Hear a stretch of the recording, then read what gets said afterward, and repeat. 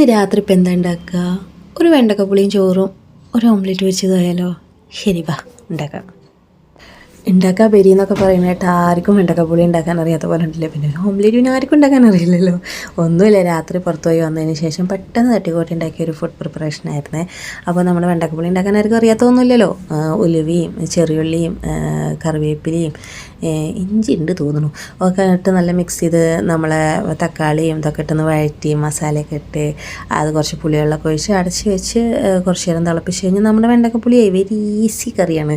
ചോറും വെച്ചിരുന്നു. പിന്നെ 2 കോഴിമുട്ട എടുത്തിട്ട് നല്ല ഓംലേറ്റും വെച്ചു കേട്ടോ.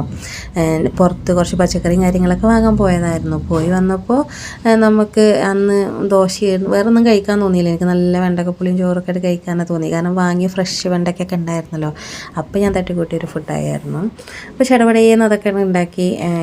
പിന്നെന്താ, ഒരു പ്ലേറ്റ് അങ്ങോട്ട് എടുക്കുക, ഒരു 2 കയ്യിൽ ചോറാണ് വിളമ്പുക. അതിലേക്ക് ഇങ്ങനെ വെണ്ടക്ക, നമ്മളെ വെണ്ടക്കപ്പുളി അത് അച്ചാർ സൈഡിലിങ്ങനെ വെക്കുക. എന്നിട്ട് ഇങ്ങനെ വെണ്ടക്കപ്പുളി ഇങ്ങനെ ഒഴിക്കുക. എന്നിട്ട് നമ്മൾ ആ പൊരിച്ച ഓംലേറ്റ് സൈഡിലേക്ക് അങ്ങോട്ട് വെക്കുക.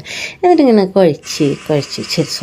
കുഴക്കണ്ട, ഒരു കുഴൽ വെച്ചിട്ട് ഒരു പൊട്ട ഓംലേറ്റ് വെക്കുക, കുറച്ച് അച്ചാർ വെക്കുക. എന്നിട്ട് അതിനെ കുഴച്ചങ്ങോട്ട് എടുത്തിട്ട് ഒരു വായ.